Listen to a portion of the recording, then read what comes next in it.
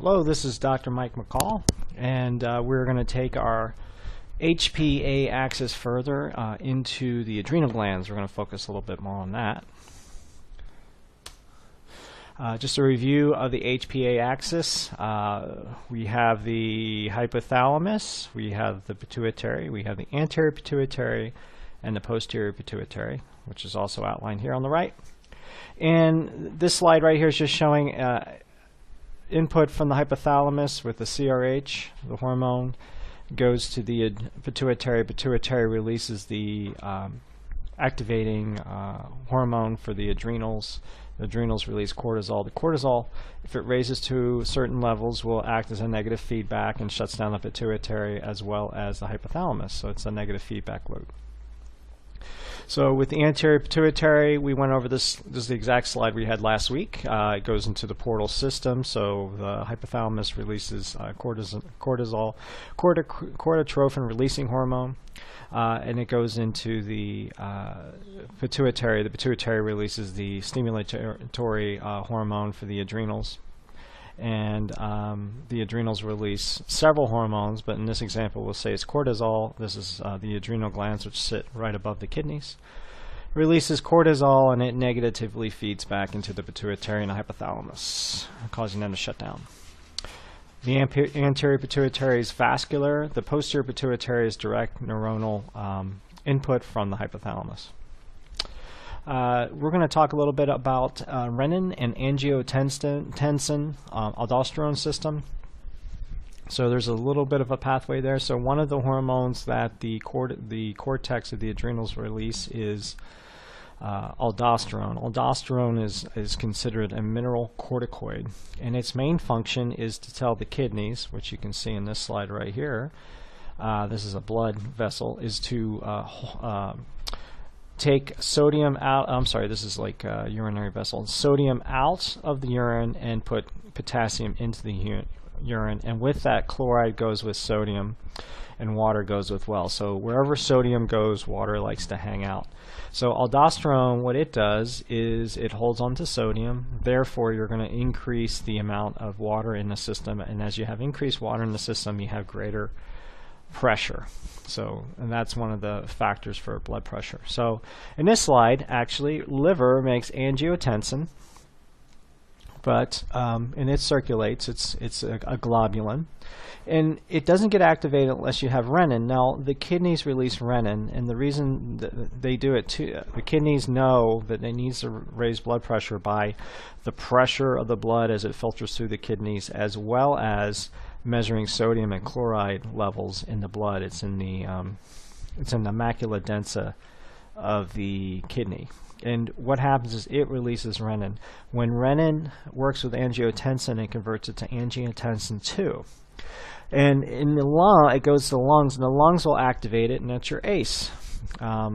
Most blood pressure drugs are ACE inhibitors. And what the ACE hormone does is it converts angiotensin 1 to angiotensin 2. So with angiotensin 2, that starts the mechanisms of raising blood pressure. So how does it do it? It increases the sympathetic activity. So with increased sympathetic activity, your blood pressure rises.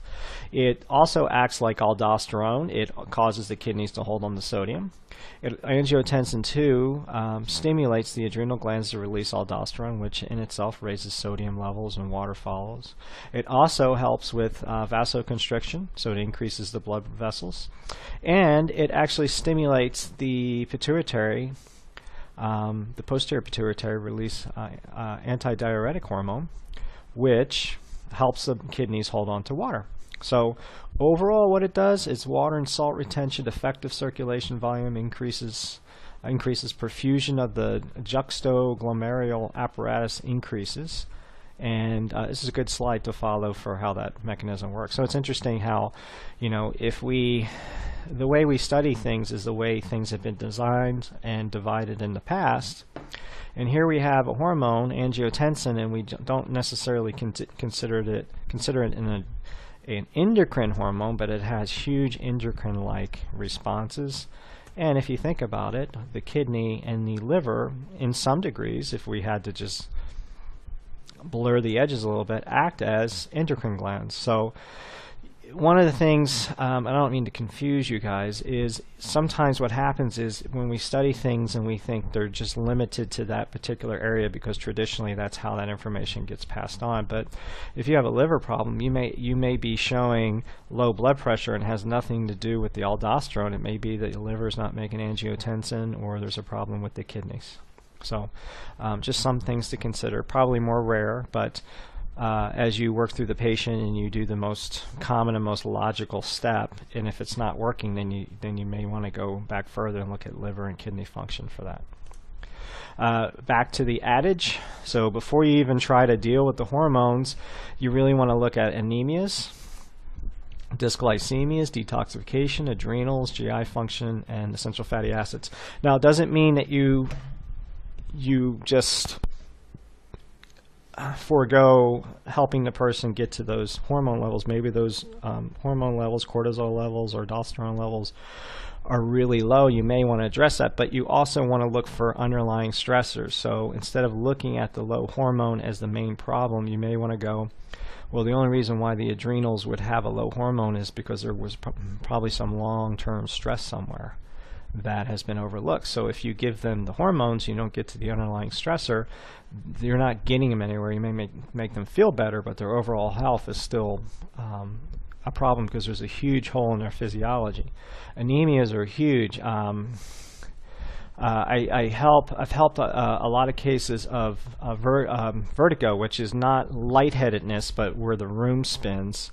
And for a chiropractor, it's a little bit of a concern because if you have that type of condition as a patient comes in, it can put them at a risk to having a stroke with a cervical adjustment. So it's one of the things that in chiropractic school we learn to try to find if that would be a problem. One of the symptoms of that is a vertigo, where it's a room spinning, or if you drank a lot one night and it's a room is spinning, that is a vertigo. And I've helped a lot of cases with chiropractic, but ultimately it came down to a weakened adrenal gland until this month, where I had a woman who was a vegetarian and she had neck pain, and she had gone to several places for this, and I treated the family, and she finally came in. And so with upper cervical work, it helped with the vertigo. It didn't quite make it go away.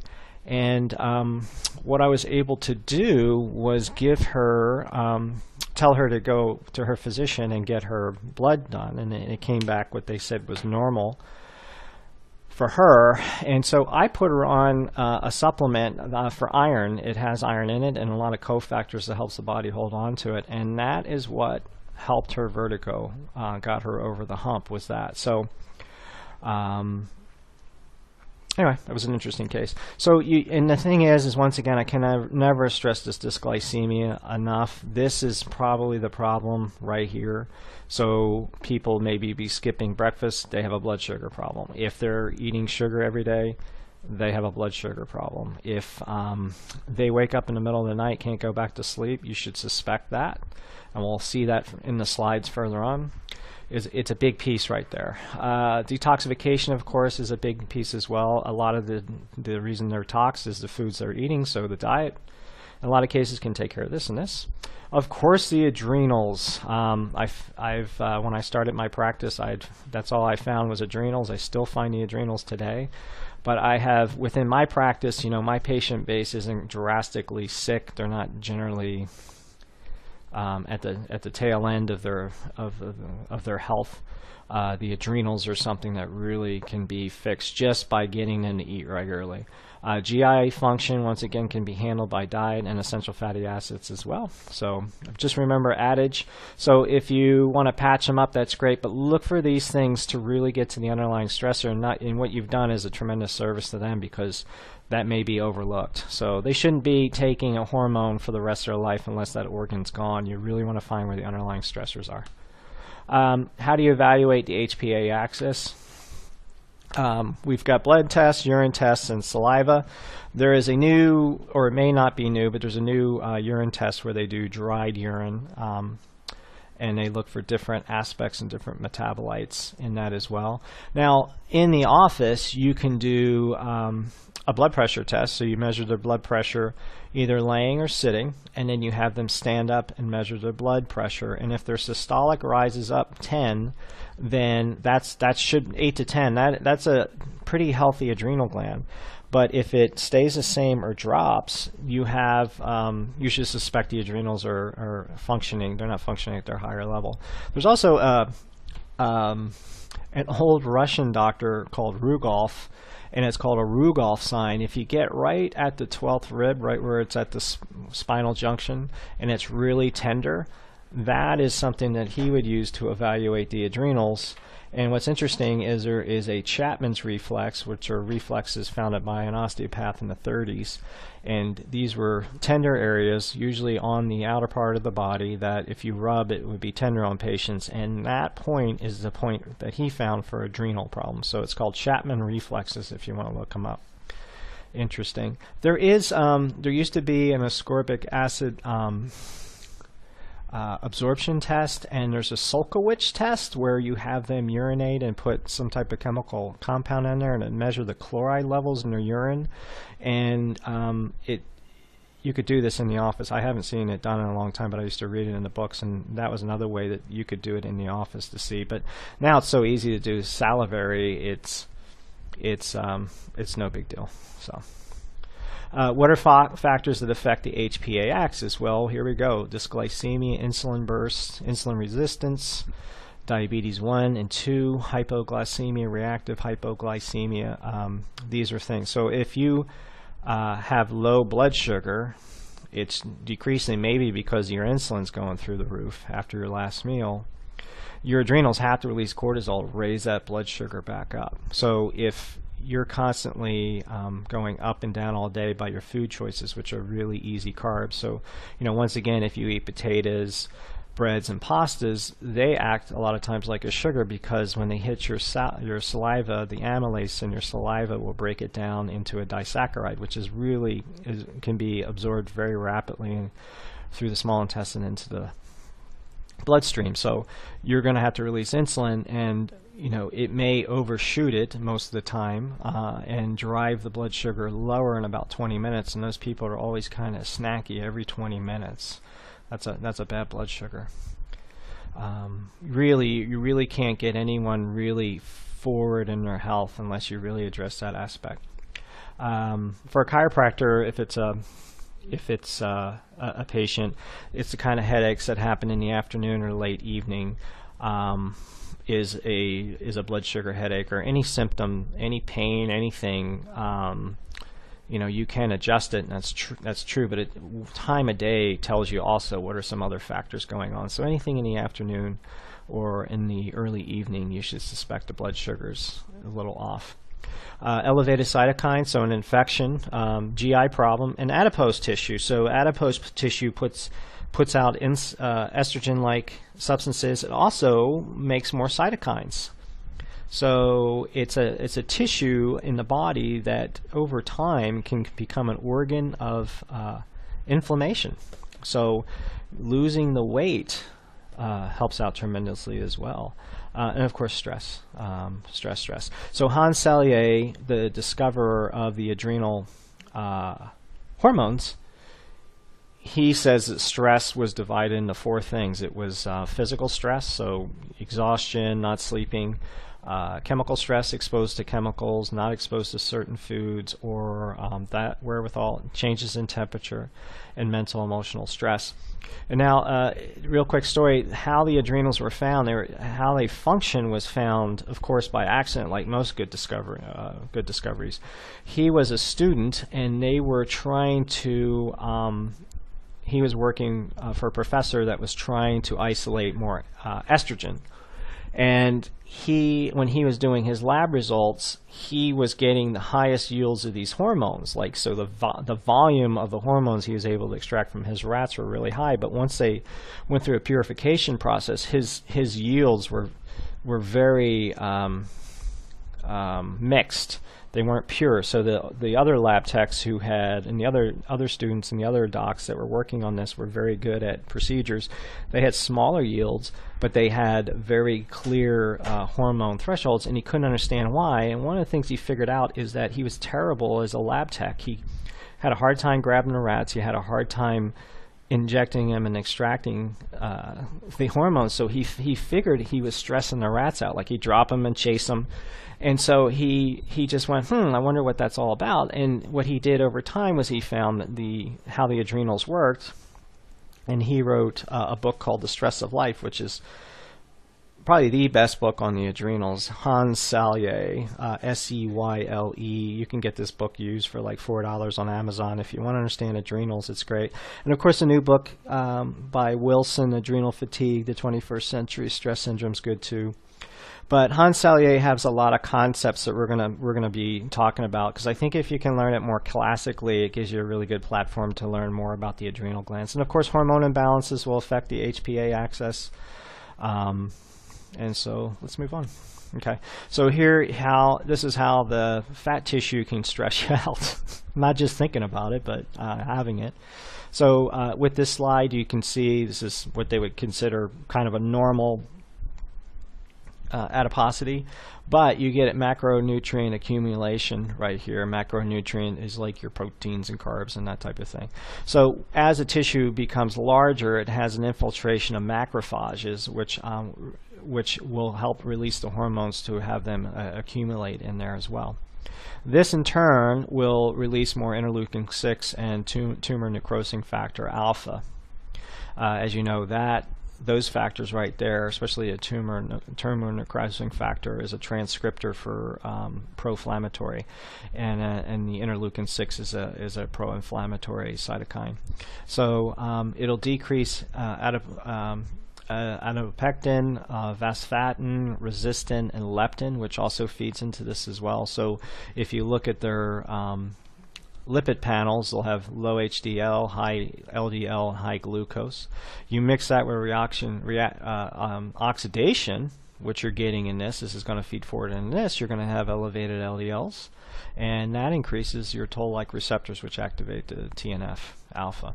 So the liver, if it gets all this information, goes, hey, there is a lot of inflammation. It's going to release your CRP, your C-reactive proteins, which is just a good test for just, is there any inflammation in the body? It doesn't tell you where or what or how, but that's what you look for.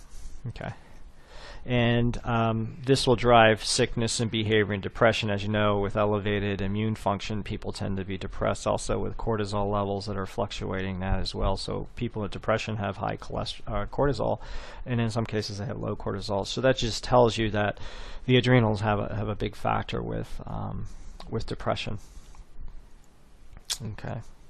The other part about fat is, the body uses that also as a storage bin for any kind of toxicity. I think you'll learn this in Crinion's class. So when most of the time what happens is, I've seen in my practice, is if you get the men eating right, they lose weight very rapidly. Women will take a little longer, and sometimes they will eat just so great and they're still stuck at a weight that drives them crazy.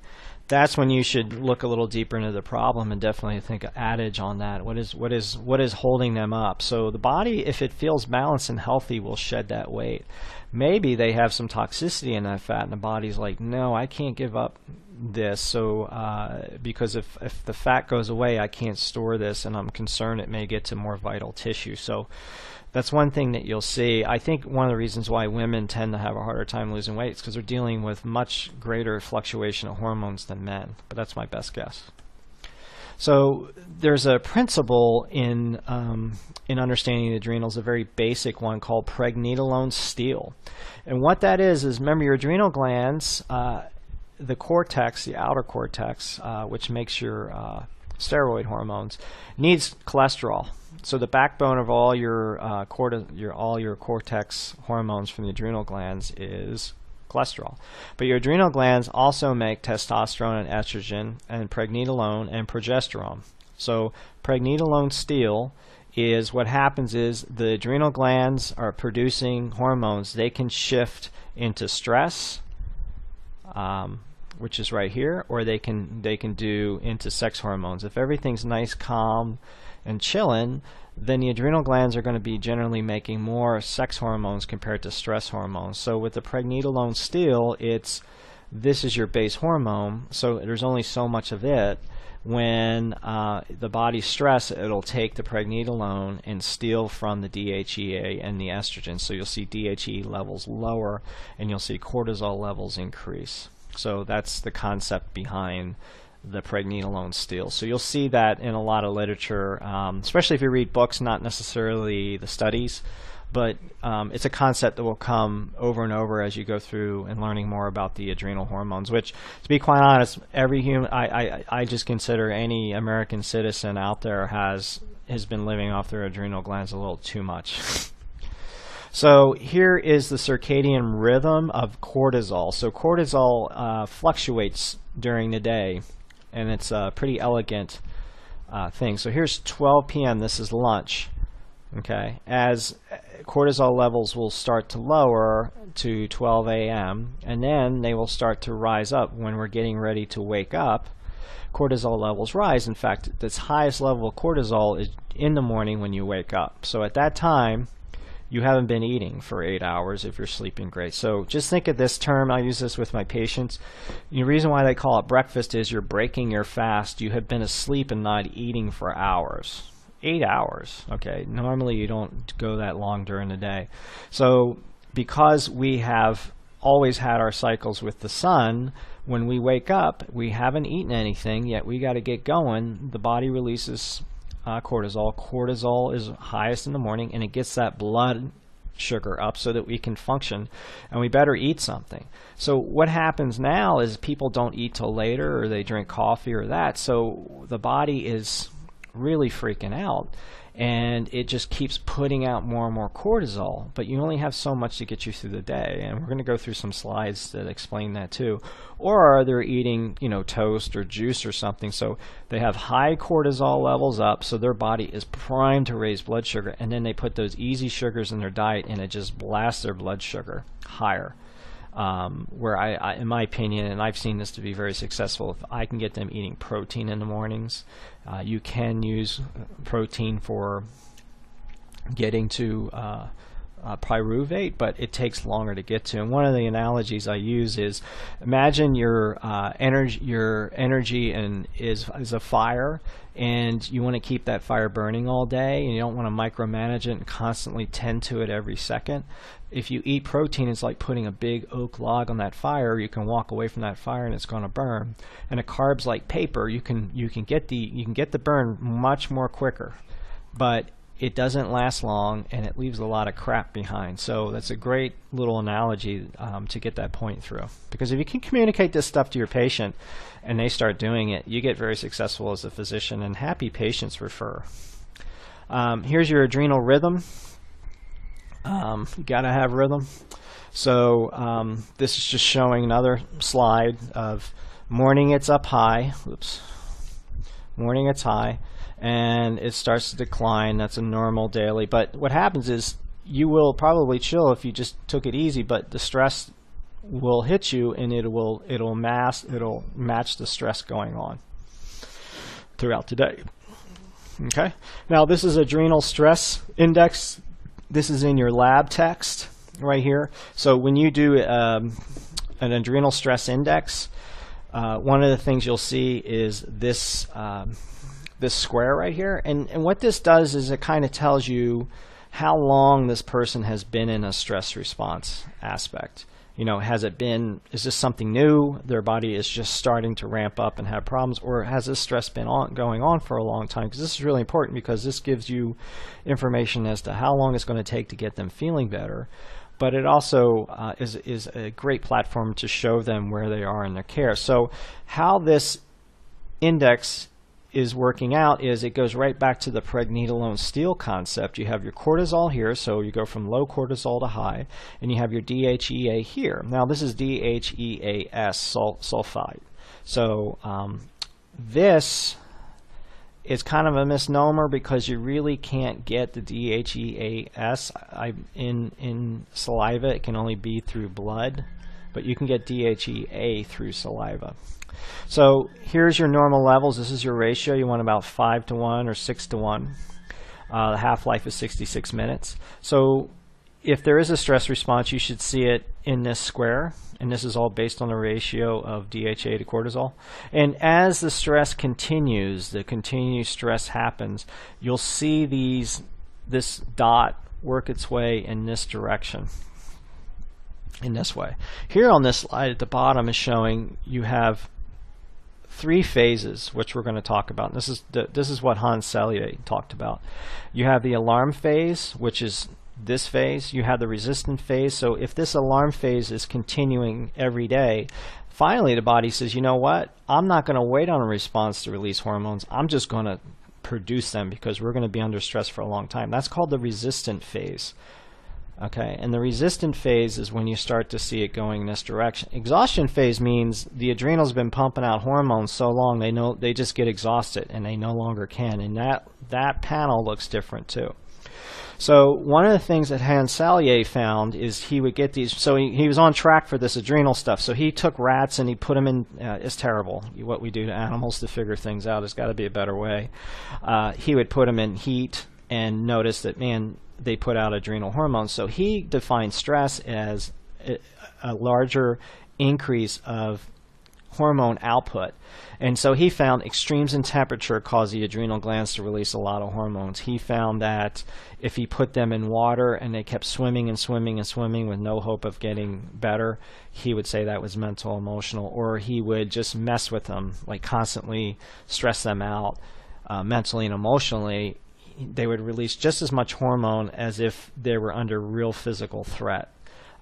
He did it with chemical exposures. He would put irritants on the skin. And what he found was that the body has 4 types of stress, which I've said several times. It's mental, emotional, physical, and thermal and chemical. So what that means is a lot of people blame wherever they feel they're worst at on as the main problem. So in my case, I have a lot of Nike employees, and they work very, very hard, and they blame a lot of their stress on their job. And it's true, there's a lot of stress. But the thing is if they're not eating right, they've already stressed their bodies out before they got to work. So the body doesn't go, oh, well, that's a thermal stressor, that's not important. You got to look at stress as an additive effect. So if it's in the fall or spring, especially in Oregon, the temperature can fluctuate 20 degrees through the day. It can get cold in the mornings, real hot in the afternoons in the summer, and in the winter it's just crazy. So what happens is if you have that in addition to a bad diet and to a stressful event, it's an additive effect. So you can't just isolate the stress and not give it equal weight to all the stress in a person's life.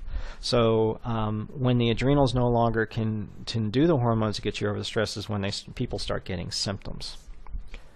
Okay.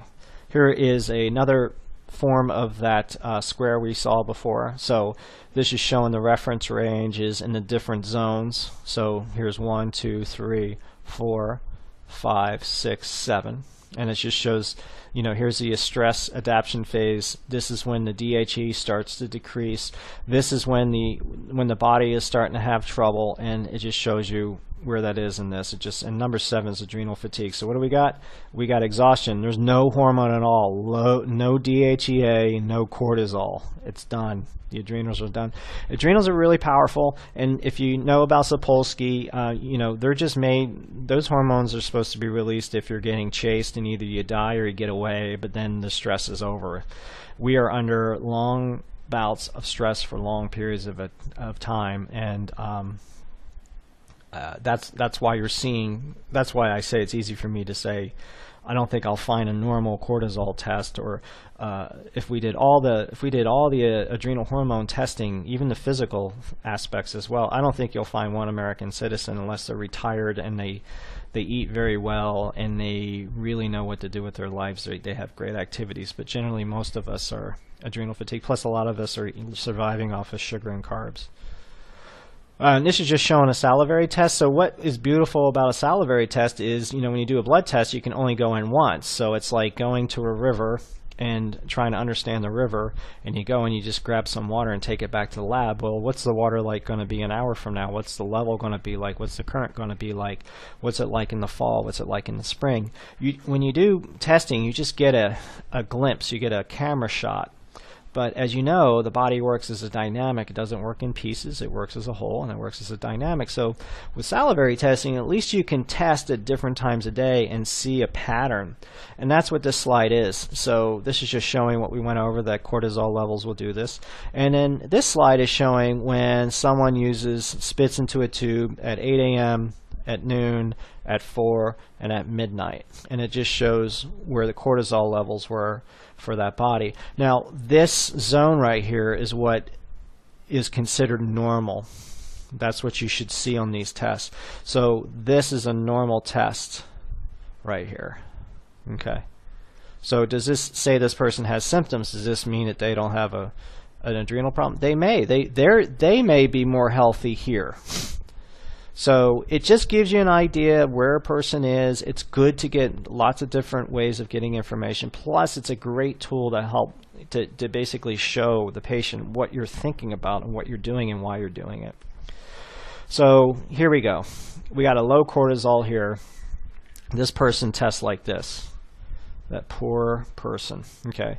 AM cortisol is decreased. Adrenal hypofunction. We already know that. Why? Because the cortisol is low. A weakened adrenal cortex, dysregulated HPA axis. If you have low cortisol and it's not feeding back to the HPA, how is the HPA ever going to shut down CRH? It's not. So if you have low cortisol, you have an HPA axis problem. And you probably have a thyroid problem, because the thyroid's probably going to the body's going to try to get the thyroid functioning. It's going to try to keep that person up and moving somehow. And now we have depressed noon and 4 p.m. cortisol. Hypofunctioning adrenal glands, impaired ability to stabilize blood sugar. Remember I said noon and 4, this is what you'll see. With this is the headaches, the fogginess, need to get a cup of coffee, the moods, I notice my fibromyalgia more, my carpal tunnel syndrome acts up. Noticeable afternoon fatigue, dysregulated HPA axis. You got low cortisol, you got nothing telling the HPA what to do. Okay, here's elevated cortisol. This is what I think we all want to be like. I want to work my job, make a lot of money, go to school, learn a lot of stuff, publish, teach, go across the world, win a couple triathlons, and then maybe I might take it easy. So this is where I think we all would like to be, just crushing life. But what you get is elevated blood sugar. When you get elevated blood sugar, your body's going to make more triglycerides. It's going to make more triglycerides. It's going to, that's messing up your blood panels. High blood pressure, you don't want that for a long period of time. You can't sleep. You're agitated, so you're constantly agitated. A lot of people think it's them. But I have found that people's desires and cravings and emotions are really more linked to a screwed up physiology than it is a personality. And I like telling them that, because then they feel better about things. Hypothyroidism, it's going to shut down the thyroid, because the adrenals and the thyroid tend to work together. Irrational thoughts and fears. If your cortisol level's low, it's going to affect the way you go through the day. So you're a live wire, and you are trying to you're using your brain to go, why am I feeling this way? You're going to justify with your rational mind why you feel that way. And isn't that interesting? So poor digestion. One of the things Hans Selye found, he called it I think it was the triad. When the rats were under stress for long periods of time, and he dissected those rats, he found 3 things. He found hypertrophy of the adrenal glands. The adrenal glands had enlarged. And one of the theories behind that is the adrenal glands had to enlarge because they were so stressed and swollen, but they were also increasing their surface area so that they can take in more nutrients. So the adrenal glands were enlarged. He found duodenal and stomach ulcers in these rats. These rats, the digestion was shot. So he's saying when the levels of stress hormones are up, it destroys digestion. And remember, we're also talking about sympathetic. The sympathetic shunts the blood from the viscera into the muscles. The parasympathetic shunts it from the muscles into the digestion. So the digestive tract is not being supported. And just like Sapolsky says, why worry about digesting something if you're trying to run away from an elephant? In this case, there's nothing chasing us. We're just doing it to ourselves or our culture. Weakened immune function. That was the third thing he found, is the thymus gland would shrink. And the thymus gland is right behind your breastbone, and it is where your T cells get to figure out what's you and what's not you. So he would find that weakened. He would find hormone imbalances. Well, of course, your adrenal glands are making your sex hormones as well. Protein catabolism. What happens is your body's going to start, because of the cortisol, it's going to raise your blood sugar up. It's constantly focused on that. You're going to break down the protein in your body so that your body can use it for sugar. And then anxiety. Well, yeah, if you're ramped up like that, you're going to be anxious.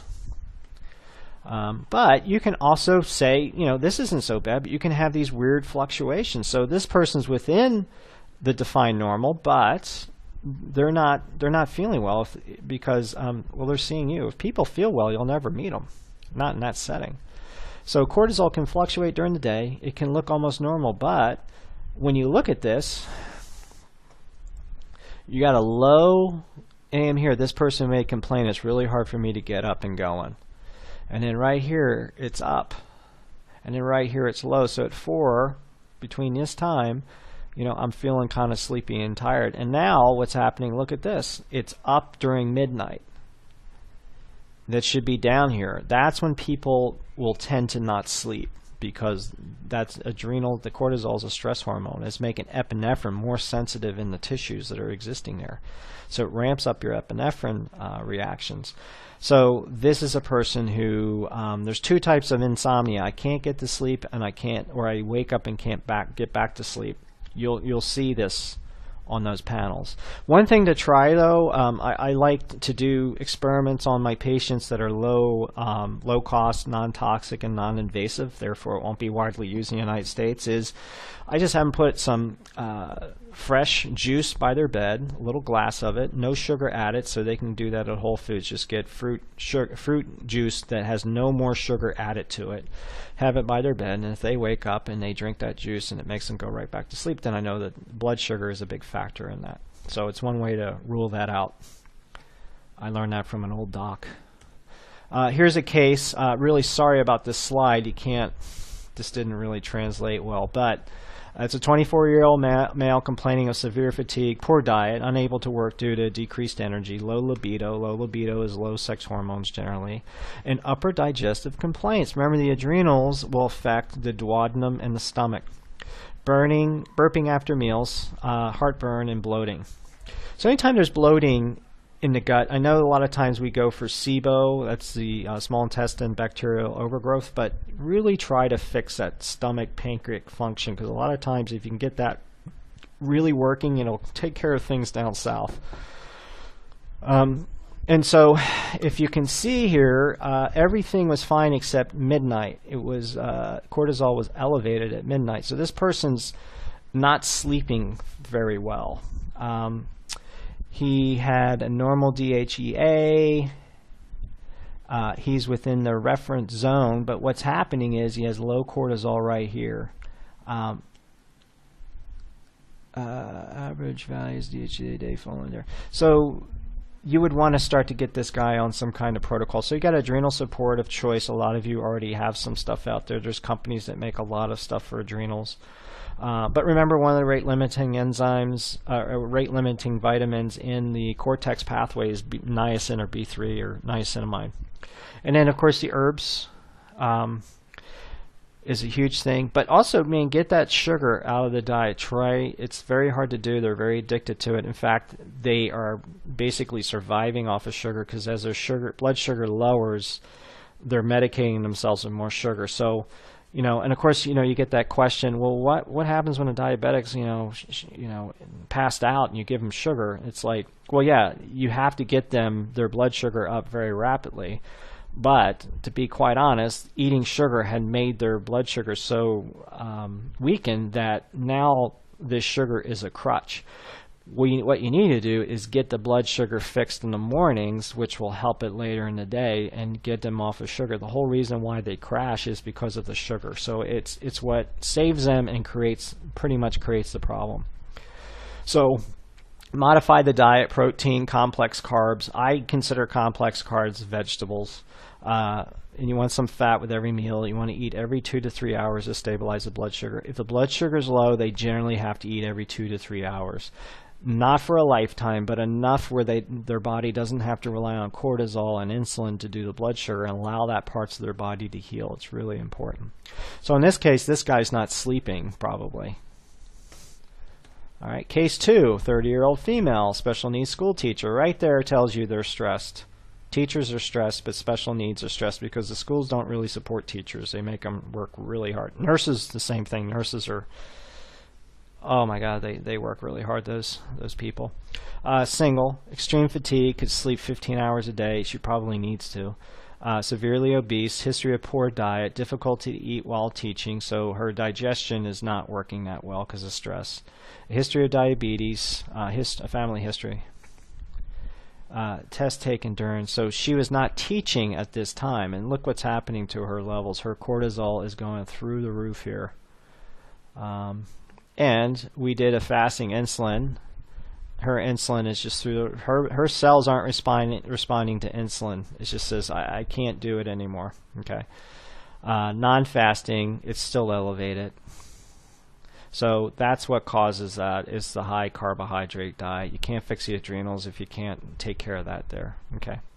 So here we go. We have what we just went through before. We have fix the diet, get them on some adrenal support. Here's some herbs that help. These are adaptogens. The gymnema is really interesting. It's from India, and it really is great for blood sugar problems. And what's interesting is, and I don't have the study, there was a study saying it actually got a type 1 diabetes pancreas starting to make insulin again, which is amazing. Now, if you take the liquid form, and the only form I've ever had was for MetaHerb, if you take the liquid form and drink it, and you get it on your tongue, and then try to eat like a piece of candy, you cannot taste the sweetness. It gets rid of that sweet tooth. So this is a really good herb to help people with that sweet tooth. You know, do some moderate exercise. If they have high cortisol, exercise with it. That's going to help regulate cortisol. Also, it's going to help burn fat, and the body will rather burn fat than sugar. And you want to get rid of gluten in that. So they also did a salivary, this right here, which is really good, and to see if there is an immune issue and antibodies, and then they're checking for gluten sensitivity right here. So that's what you do. This is pretty much a majority of my patients, women who are working really hard, and they want to lose weight really bad, but if their cortisol levels high, it's almost impossible to do it, and you can only really fix it with getting that diet correct. Okay, 55-year-old male. What we have here is, you can see on this top right, we have depressed cortisol. Severe fatigue, no libido, feeling apathetic. Wife recently diagnosed with breast cancer. That's a big stressful event there.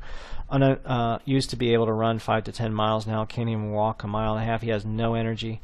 Diet is moderate, lives on coffee, loves pretzels, baked goods, eats a salad and oatmeal every day. That's not too bad of a diet. This guy's still playing the game here.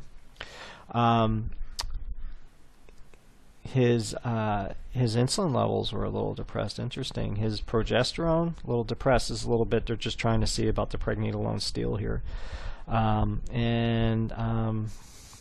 The salivary IgA is depressed, so his immune system is starting to go down. So this would be a guy more in adrenal exhaustion phase, where this lady is more in the resistance phase right here, and then this guy would probably be in the alarm phase.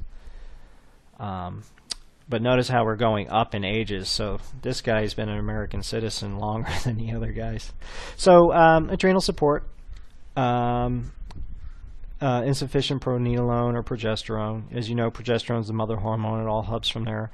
Order this to evaluate the sex hormones. This is a salivary index that you can use to evaluate that, probably because of the low libido, the low cortisol, the low progesterone right here is probably what's going on. And, you know, with low testosterone, men will lose their stamina and their strength with that low libido and fatigue. So testosterone can be a factor in that as well. But what's interesting is strenuous exercise helps a man make more testosterone. Doesn't know what he ate before the collection. That happens sometimes. And, you know, this remove gluten for 60 days, this 2-month thing, you know, absolutely. If you're seeing, you know, if you're like most medical doctors, and sometimes naturopaths at the beginning, you know, you generally see a patient and then you go, we'll come back in, you know, a month or two. With me, because I'm a chiropractor, I see people much more often than that. So I'm able to check in on them. So one of the things that I found that helps out tremendously is if you are suspecting wheat, in my opinion, I'm always suspecting it, but if you can really, you pick your battles. And if I think that the wheat is really like a huge reason why they're not getting better, or, you know, by the time, generally with most of my patients, they've been everywhere else because no one, you know, chiropractors were kind of farther down the line. So I have a pretty good history with them because of they've been in that state for a while, and plus they've had a lot of tests, so that helps me rule out a lot of things. So it's kind of a luxury in some ways. I just say get off of it for 2 weeks, and the way to do it is you can't to get better clinical results is you got to tell them you can't even have a stitch, even if they cut down 99.99999%. It might not shift them. It has to be 100% for 2 weeks. And so I tell them, don't start today. Really look at your 2 weeks. Figure out how you're going to get through 2 weeks without eating bread, and do your best. And I said on the 14th day, have your wish list of everything that you want to eat that's wheat, and eat it and see what happens to you. And anything that happens to you is because of that wheat. I find that the 2 weeks is a little bit easier to do, but, you know, I'm kind of reinforcing it because I get to see them a little more often. So this is what you'll normally see, especially in a man, is you'll see huge changes. If you don't see big changes in the diet, that's when you kind of want to go, okay, is it a GI? Is it anemia? Is it... you know, I rarely find essential fatty acids. I just don't within my clinic and my patient base. You know, you want to think dysbiosis or immune problem, or maybe something more severe. All right, this one's just crazy. Look at this. This is a sweet spot right here. So low cortisol in the mornings, high at midnight. This is guy who just isn't able to chill out, relax, and sleep.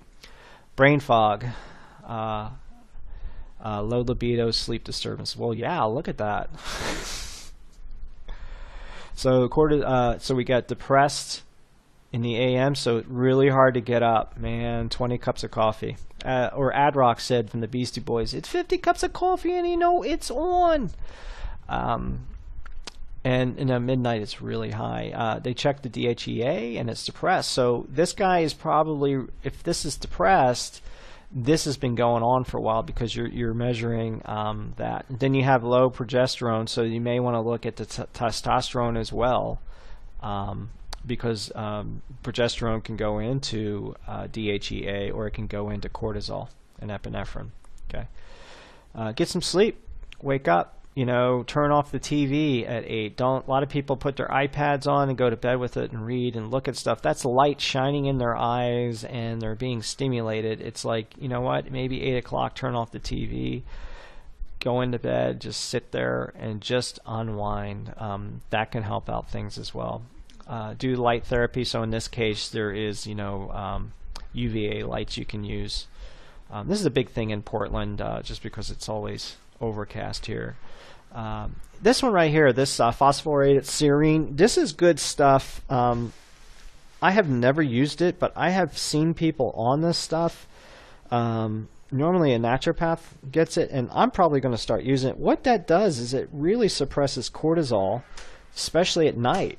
So it just stops that from happening very well. So if you can get them on that, it will blunt the cortisol raising up at night, and it helps them sleep.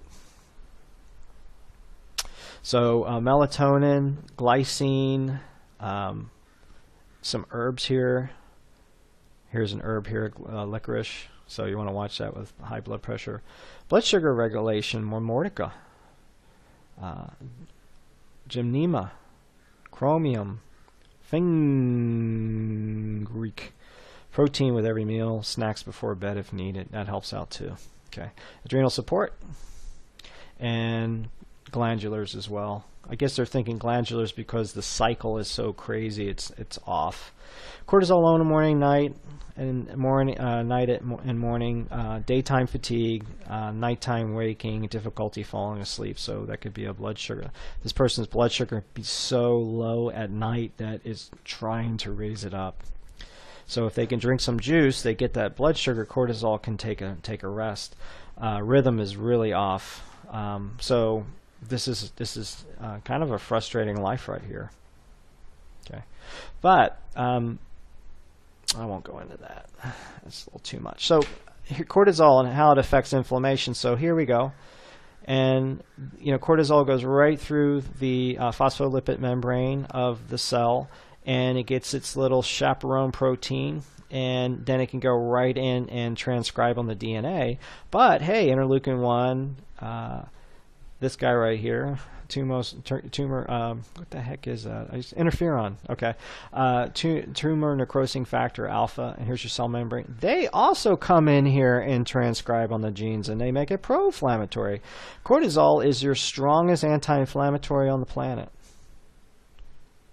So if you have a person with a joint problem and they go, hey doc, I got a cortisone shot, took that out, you got an adrenal patient, because their inner pharmacy is not making enough drug for them that they have to go outside their pharmacy and get it. So this is just showing how cortisol affects that. This is a slide of the general adaptation system. This is from Hans Selye. This is his work. So you want to, like, if a person's in a resistant phase, obviously they're going to be quicker to help than someone who's in the exhaustion phase. This can take a year or two before this person really starts to feel better. They're gone. So the adrenal glands are very powerful, but they don't have stamina like your other organs of your system. And think about that. The adrenals are your first line of adaptation. Adaptation is your body's ability to deal to any changes in stress. So if you're sitting and you stand up, that's a stress. If you wake up in the morning and get moving, that's a stress. You move from one low impact thing to a higher impact thing. That's called adaptation. Your adrenals are your ability to do that. So I tell my patients, I give them pamphlets on the adrenals. If you understand the adrenals, you understand a lot about the human body and health.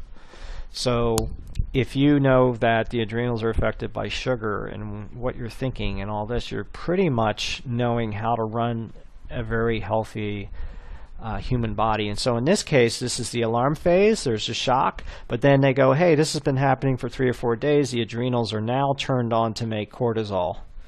And they go, I'm just going to keep pumping it because the stress is coming, and it just does it. But then finally the adrenals go, you know what? I can't produce anymore. I am worn out.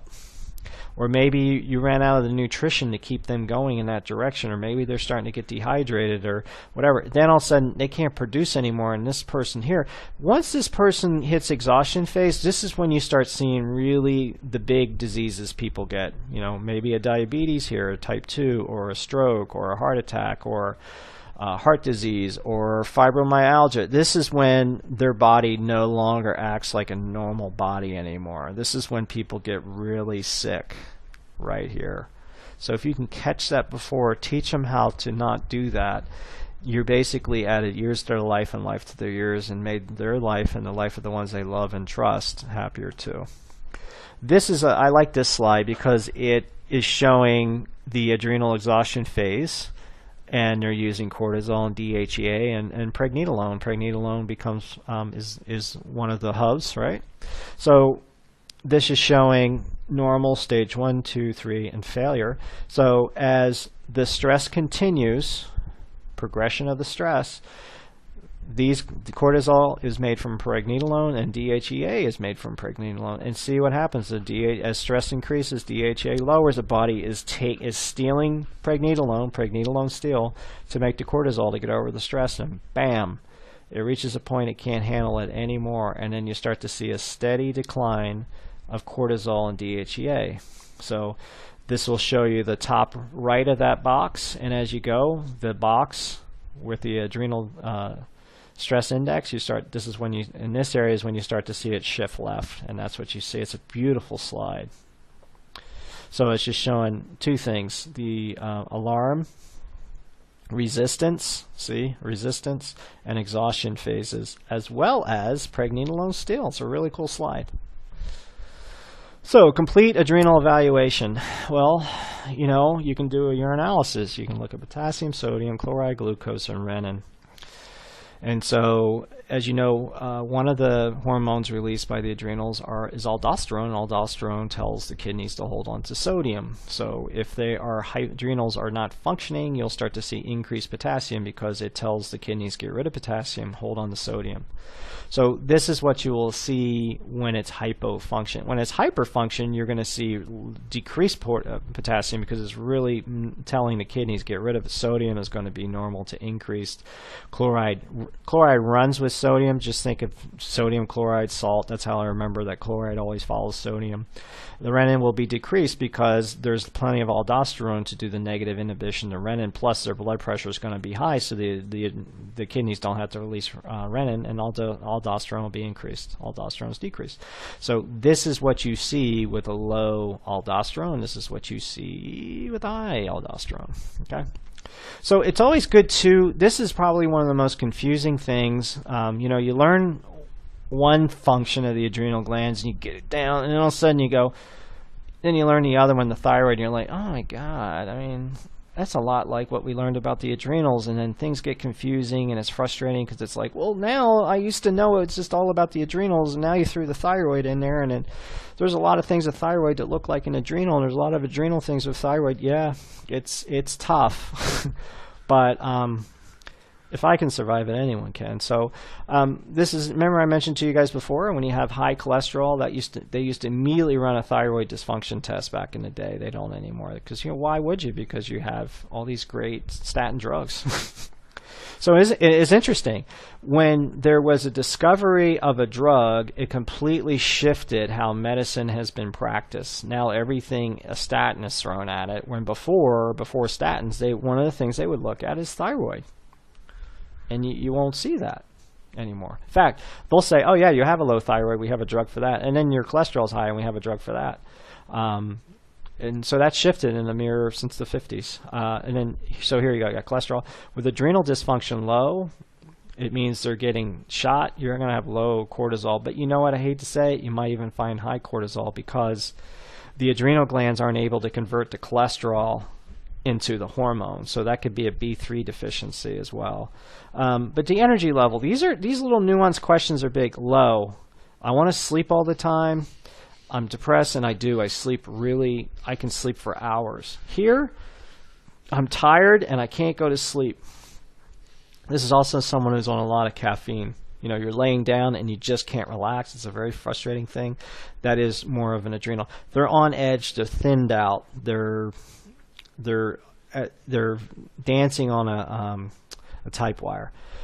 Difficulty losing weight is purely a thyroid issue. Difficulty gaining weight is definitely an adrenal issue. I have a patient this week from India. He's lived here for a while, and he's really, really thin. I mean, when he walked in, it was like, wow. And he is an engineer and works really, really hard. And he went to a naturopath. They did a fantastic workup on him. They checked everything in his digestion, SIBO and stool testing, and you name it. And I am suspecting this adrenal dysfunction. He started to get this right before he moved to the United States. So making a move to a different country with different customs, as well as a new job, that could have just crashed his adrenals, and it may be the thing that's kind of holding him back. So his diet's really good too, and he's not gaining that weight. So he came in with a hip, but he wanted to talk to me about that as well. Okay, so body temperature low. One of the things that Rhoda Barnes wrote a book about the thyroid, probably the most definitive first book about it. And there's this other guy that just put one out for the thyroid. And I can't remember. I definitely talked to you about it before. Measuring axillary temperature. You just have a patient, if you suspect thyroid and the thyroid tests are what they say normal, you just have them wake up in the morning, have a thermometer by the bed. Before they start moving, they wake up, they put the thermometer in their armpit, and they just sit there for 5 minutes, and then they just record what their temperature is.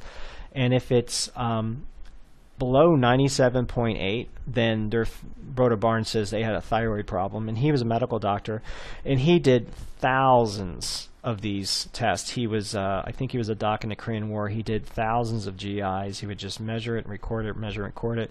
And what he would do is just give them a few grains of thyroid. And how he measured how much, he'd start them low, and then he'd keep giving them thyroid hormone, and when their temperature got over 97.8, then you go, okay, how you feel? And a lot of times they felt better. And he wrote a great book on the thyroid, as well as this other guy's name's Mark Starr, wrote a book called Thyroid. A lot of it's what Rhoda Barnes wrote about.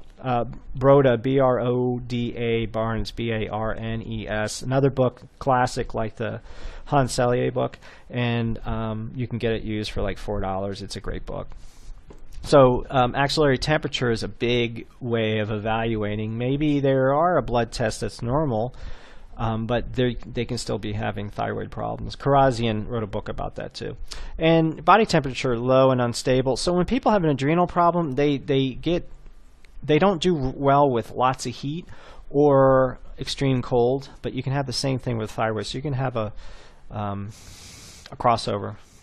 High cortisol, difficulty losing weight, frequent colds, frequent infections. With an adrenal problem, they get sick a lot, but they kick it faster. When it's a thyroid problem, they get sick and it just keeps getting worse. It's like they get a cold and then it gets into their lungs and they have a pneumonia. That's usually a thyroid. But quick, I get a cold, it's gone. Next week I get a cold, it's gone. That's usually an adrenal patient. I get sick every year. A lot of times I finally have to succumb and get antibiotics, or I have to go into a hospital overnight. Is a thyroid. Signs and symptoms of adequate cortisol, inflammatory diseases, autoimmune diseases, and allergies. Okay. Adrenal fatigue, anxiety, fatigue, extreme depression, insomnia. Remember we talked about that at night. Body aches. Body aches are just not enough cortisol, and they're getting little inflammatory issues all over their body, so their muscles ache. If there's plenty of cortisol, you have enough for the muscles to keep the inflammation down. You're happy. Increased chemical sensitivity. These people are like, they enter a room and someone has perfume, they have to run out. It's the adrenals. The adrenals, remember, one of the stressors is chemical. That chemical is getting into the respiratory system, and the adrenals are too weak to fight it. So, chemical sensitivities. New allergies. I don't know. I just get all these allergies. That's an adrenal. Huge. Also, a lot of times with allergies, check digestion and stomach function. If you have really good low pH in the stomach and your adrenals are healthy, you generally don't see these people with allergies. And remember, the adrenals in the stomach and the duodenal ulcers, so there is a connection there. They just get sick easy. GI dysfunction, remember, with Rhoda Barnes. He's the one that did the adrenal hormones that I mentioned. He was seeing that in rats. He had duodenal and stomach ulcers. You get this. You get fat in the trunk and skinny legs and arms, because the muscles are being wasted away to help. And then you get the adipose tissue in the tummy.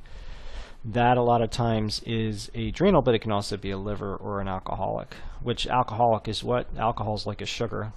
So that's just showing how the cortisol is going. Craving salty foods and sweets. If you don't have enough aldosterone, you don't have enough of that to keep sodium in. These people crave salt. They have to eat salt because their bodies no longer can hold on it. And it's because they have low aldosterone. And so one of the questions I ask all my patients, do you have a sweet tooth or salty foods? And they will be either one of these. So salty foods, they're not able to hold on to sodium, or they drink water and they have to go to the restroom again and again and again, multiple times of doing that. We talked a little bit that could be GABA, but most of the time it's that. I get them eating a lot of salt. You get some sea salt, eat vegetables with high sodium. I think celery has high sodium. That's what's happening. So someone who has frequent urination, it just goes right through me, is an adrenal problem. You can do the hypostatic blood pressure test and you'll see it. And they crave sweets. Why? Because their cortisol is getting low and you got to raise the blood sugar somehow, and the sugar is how it's done. Reproductive hormone imbalance and symptoms, as you know, the adrenal glands make that, and you also have the pregnenolone steal. And thyroid dysfunction. Increased levels of cortisol block the peripheral conversion of T4 to T3. That's what's frustrating when you start to go into other organs, but fix the diet, and a lot of times that'll help clear a lot of the smoke in the kitchen fire, so you can see where the fire is. So fix that diet. This is just an article on adaptogens, how they work, what the different parts of them are. So adaptogens is just kind of a broad term that if it's a low adrenal, this will help, and if it's a high adrenal, this will help. So a lot of these herbs can help it either way. You just look for the signs and symptoms, use your educated intelligence, and hopefully you can make those shifts in your patients. So here's some hormone, nutritional, herbal considerations. There's glandular extracts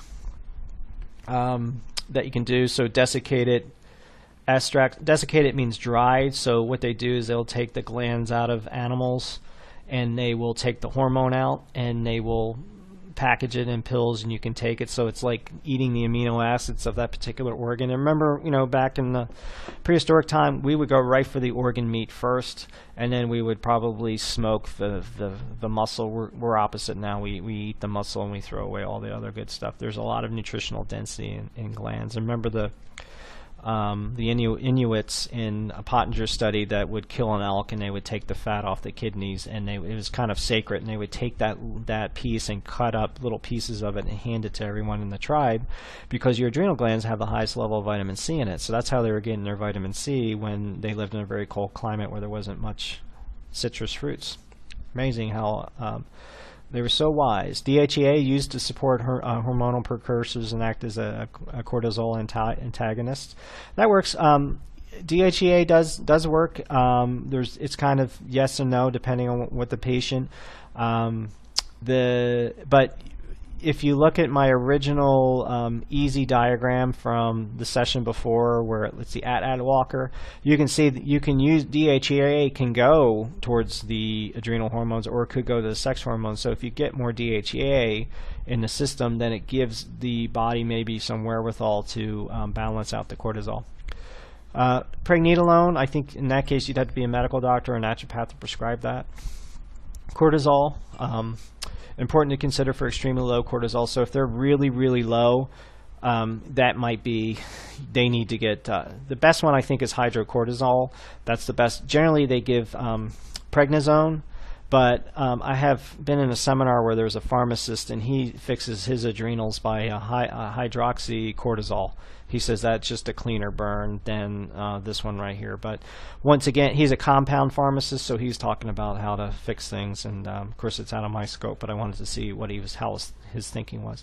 Vitamin C, needed for hormone production as an antioxidant storage of the adrenals. So vitamin C, remember we talked a little bit about it. If you Google natural vitamin C complex, you'll see that vitamin C is more than ascorbic acid. Ascorbic acid we consider a vitamin in the United States, but really what that is the government uses that to label how much vitamin C is. So we're all taught that ascorbic acid is vitamin C, but it's not quite true. That is just the chemical markers that they use to measure vitamin C. It's the government standard to manufacturers that, hey, ascorbic acid is vitamin C. And so once again we have that stepping over and loss of language and words being used topsy-turvy without anyone realizing it. But ascorbic acid, if you get true vitamin C out of nature. Ascorbic acid is part of it. It is an antioxidant, but what the antioxidant serves for the plant that makes it is it protects it from oxygen. So the inside, the precious part of that vitamin, is protected by that antioxidant. Inside natural vitamin C, you have tyrosinase, you have activated copper, you have, man, I used to remember all this. You have these bioflavonoids. You have factors that helps the integrity of capillaries. So people who bruise easy, you want natural vitamin C because there is a chemical in there that helps the capillaries become stronger. Also, vitamin C, natural vitamin C, helps the red blood cells attach to oxygen much better. So it's really good for anemias. It also helps the body grab onto more iron, vitamin C. So, and it's really good for platelets. So, natural vitamin C has tyrosinase, activated copper, and tyrosinase is a natural enzyme, but our bodies use it too to make thyroid and adrenal hormones. So, the vitamin C from natural sources is a little bit different than ascorbic. Vitamin E is a good antioxidant, but I'm going to blow your minds right now, guys. You ready? All right, I'm going to show you something kind of cool. Yeah, I like games. Here we go. Here is, I gotta get rid of this. Just go away. Can't you go away for me? Thank you. I don't want to connect. This is a natural vitamin C here, and you can see mixed tocopherols are really good. So we measure vitamin E by alpha tocopherol. But natural vitamin E looks like this. You have delta tocopherols, gamma tocopherols, and beta. These are the antioxidants.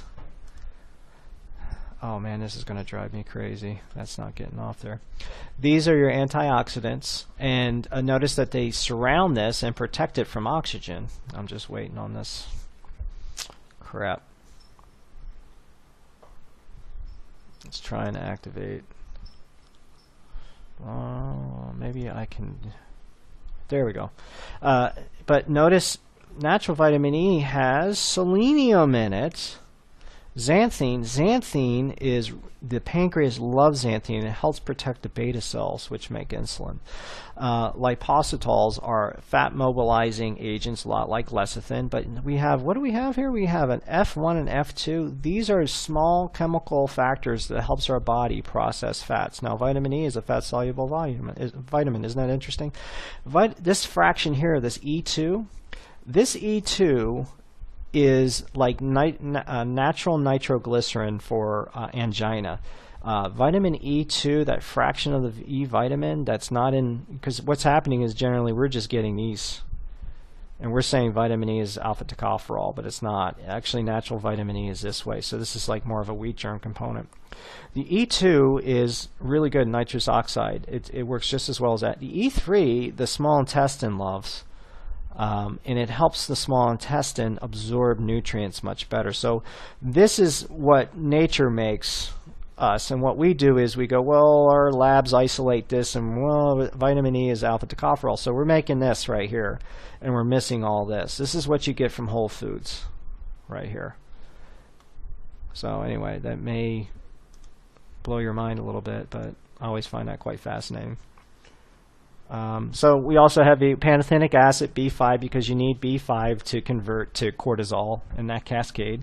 But hey, you need the acetyl-CoA to get to the cholesterol, and not only that, a lot of your adrenal hormones have to pass through the mitochondria in order to make that well. In fact, that is in the lab book, and I have to make sure that we look at that page.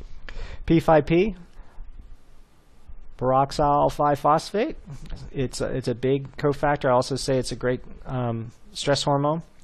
Magnesium, as you know, magnesium helps chill everything and also suppresses the NMDA receptors for glutamate, which is, you know, excitatory to the nervous system. But magnesium helps level out many things, and it's the guy that works against calcium. They gotta work in ratios together. Calcium is very calming to the muscles. Essential fatty acids, you want to be burning good acids, plus you want the cell lining to be very mobile. Phosphatidylserine, this really helps suppress excess cortisol, just squelches it right out. This really helps with people who have high cortisol at night. They can sleep better for the first time. I've heard a lot of great things about it. Ashwagandha is a big herb. Licorice root, Korean ginseng, and Panax ginseng. Ginsengs are I think they're called the emperors of traditional Chinese medicine. All right, so that is it for the adrenals. I really appreciate your time and efforts. We took it a little bit further. There's lots of stuff to learn. Just want you to look at this class as a class to start your journey on really understanding it and applying it to your patients. Diet is king, exercise is queen, and with that said, you guys have a great week.